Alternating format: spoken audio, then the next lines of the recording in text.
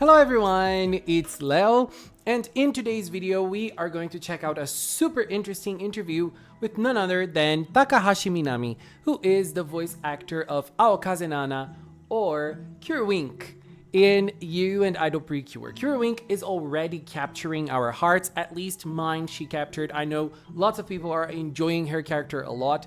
And I feel like after reading those interviews and getting to know more about the role, getting to know more about how the voice actor feels about the character, it feels even more special. The interview that we're checking out is this article by Muntan Web that was published on March 9. So it's a very recent article. It's a very recent interview with Takahashi Minami. And the title of the interview is How Fate Brought Me to Meet Kirwink, the Precure I Was Destined to Be. The title already gives out that this is going to be an emotional ride for her and for us, the fans, especially us that like checking out those interviews and seeing how the characters got the roles and all of that. So let's start checking out what she had to say.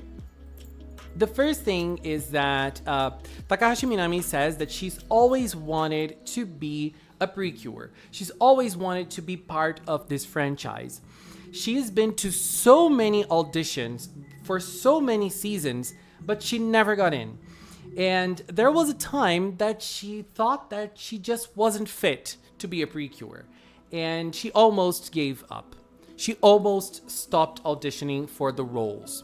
What happened at those times is that usually whenever a new Precure season was coming up, she auditioned for the roles and she left a vacant spot in her schedule. So if she got the role, she would be able to work as a Precure and would not have other works lined up. But those roles never came. And there was always this vacant spot in her career, and she felt that it made her feel empty at the same time. And so she was told by a staff member from Precure that it was just not the right time for her, or it was just not the right Precure for her that time. But if she has aspirations, she cannot give up and she has to keep on auditioning. And so the Precure staff were always very encouraging to her. And so she was very happy when she found her predestined Precure, which is Kirwink in such a special season that is You and Idol Precure. Kirwink's transformation catchphrase is, "When I wink with you, it gives my heart courage. In the blink of an eye, Kirwink." And Takahashi says that it feels like for her it was destiny that she would be Kirwink. She always says this phrase, "I met the Precure of my destiny." And when the cast was announced, she sent a very passionate message to the fans. And she was so eager to appear in Precure that she left those vacant spots in her schedule. And then talking about Nana as a character, she says that Nana and her are completely different people. Other people say to her that she has a very similar vibe to Nana, but she feels like that is not true. She is the type of person who acts on her emotions a lot. So if she were to compare herself to someone in the You and Idol Precure cast, she would say she is closer to Uta. But she wishes she could be more like Nana. And the one thing that she has in common with her predestined character is the fact that both of them, when they were younger, learned to play the piano. Obviously, it's a different thing that Nana kept on playing the piano, but they both learned the piano when they were young, very young kids. But she feels like it was fate that the staff of Precure thought that her voice was a perfect fit for Nana, and that for her is something very special. When she did the audition, she thought that she didn't do very well. And she actually says that during this audition, particularly, different than the other auditions that she thought that she didn't do very well, in this particular one, she thinks she went into this audition with a different frame of mind. She thought, this will be the last time I audition to Precure, so I am just going to have fun. And maybe that was what made her feel more at ease during the audition, but she was really nervous inside. But thankfully, that was the audition that brought her the role for Nana. And so, apart from this amazing story of her becoming Nana, the character, she has a lot to say about idols as well. She says that Precure is something that children aspire to be. And so, at the start of the season, she participated in the Precure with You event, Ohirome Debut Live, and she was able to see all the smiley faces, all the energy that the kids were giving her in this event. And she says that Precure has such an amazing power and is such a strong source of encouragement for children. She says that even when she is feeling down, whenever she watches Precure, it gives her a sudden burst of encouragement. And it's really something wonderful for her.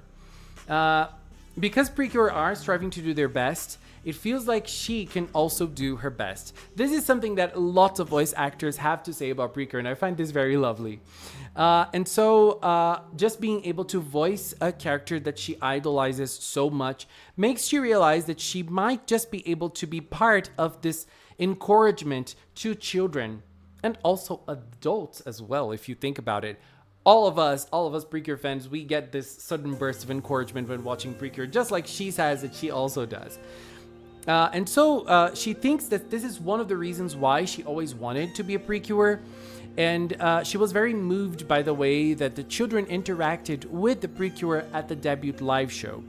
And she has this feeling of hearing everyone's voices while she was recording the voices afterwards as well. And so not only talking about Precure, but also talking about idols, which is the theme of this season, she says that idols have helped her in her life. And whenever she is sad, one thing that can cheer her up and give her strength is idol songs. And so she is able to get this support towards herself through idol songs. And she says that idol songs often support people who are trying new things, and they give someone this push forward that they need sometimes. And she feels that, and hopes that through Precure, she is able to help someone fulfill their dreams and try something new and get this new step. And in this way, she is able to repay all the idols who have helped her to get to this point. All of the idols who sung songs that made her feel brave enough to take a new step in her life. But now she talks more specifically about Nana and about her transformation and her character as Curewink. So one of the things is that when she was recording episode 3, which was Nana's transformation into Curewink, she says that, to be honest, she doesn't even remember recording the first transformation from Curewink. She was so busy trying to keep up with Nana's emotional changes that she transformed before she realized it. But she had something very interesting to say about this, which is Nana also transformed before she even realized that she became Curewink. So she feels like they were both in sync. Their emotions were the same. She really liked how her transformation went, and she wanted to make it a much more satisfying transformation. And in episode 3, she was so emotional that she made some mistakes that she doesn't usually make. And she got flustered by those mistakes, but she is very glad that it all went well without any big problems. She also has to say that whenever she is playing Nana and she becomes Curewink, she has to put something in her mind, which is take a step back. What does this mean? She says that in this series, there's a very strong sense of hand-to-hand combat, We see the type of combat coming back to you in Idol Precure, but in the direction of the voice acting, something was the directors told her that Wink should take a step back. The other two Cures, Cure Idol and Cure Kyun Kyun, they attack directly, but Cure Wink will take a step back and she will fight while she is protecting herself and protecting the others with her barrier. Protecting is one of her skills, and in order to protect, that specific character can't be much into the front lines. So she thinks that taking a step back is important when she is acting as well. She embodies this in Cure Wink's character. She says that Nana is a character that is in the process of finding herself. She looks at people objectively, and she is not the type of person to be so forward. So this is something that for her is very important in remembering when playing Nana. And I feel like this is interesting because if we look at episodes 3 to 6, which are the episodes that we have so far, Nana, it's true, she is a character that has barriers, but I also feel like Nana is, Cure Wink, is a character that battles a lot. She kicks a lot, and she's always jumping into the monsters, and she's jumping into the fray of action. She, so far at least, she's been a very active character in action. I feel like this is going to change based on what Minami had to say whenever we have the addition of Cure Kyun Kyun, because we might have Idol and Kyun Kyun battling more in the front lines, and Wink taking more of a support type of approach to the battles, which is nice because so far her shield has worked 100%. Every time she used her shield, it has worked. Like 100% it has worked. So I find it very nice. But she is also very active in battles. So I wonder if this is going to change going forward in the show after Kyun debuts in episode 7. Let's wait and see. And to finish the interview, she said that taking a step back, this idea of taking a step back, has been a challenge to her.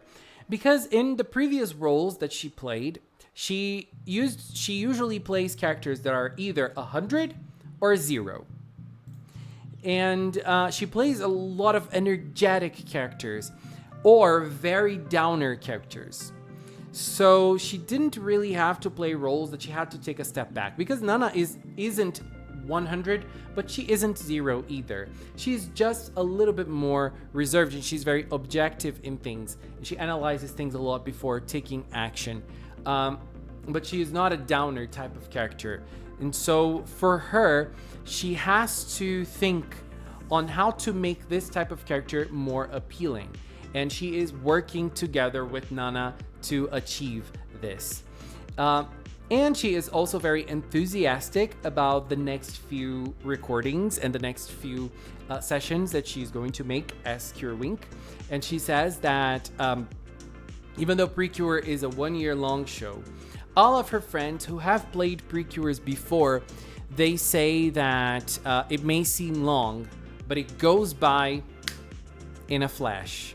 Or can we say it goes by in a wink? And they also tell her to just enjoy Precure. And she says that she is still a bit nervous when it comes to the recordings, but she is enjoying it the best that she can. And she's having a great time, and she is really taking this role to its fullest. Takahashi Minami has finally gotten the role of her dreams, and Cure Wink is the Precure that she always dreamed of being. It is her idol, it is her fated character. And I am very happy to know that this voice actor who fought so hard to be a Precure has finally landed the role, and she is really, truly doing an amazing job as Cure Wink. This is really amazing, and this makes me very happy. I love seeing those voice actors really fulfilling their dreams, playing the characters that they always wanted to play in such an amazing way. She is really giving out her best and bringing lots of layers towards Nana's character. We're definitely going to see a lot of that as the show goes on. And another thing that is interesting, every time she talks about Nana, she says Nana-chan in the interview. She doesn't mention her as Nana or Nana-san. No, Nana-chan. So it feels like she is already connected to this character. There's a level of intimacy. There's a level of friendship between her and the character that she always wanted to be. And that's amazing. Anyways, babies, this is it for now. First of all, a big thank you to the Magical Cinnamon production team for helping me with this content. Thank you very much. And also a huge thank you to the members of the Magical Cinnamon channel. If you're a member here on YouTube, on Patreon, if you support me on Throne as well, thank you very, very much for your support. You really keep this channel going. And if you've watched up to now, thank you so much as well. Sorry, it's like this. Thank you so much for watching, and until next time, bye-bye.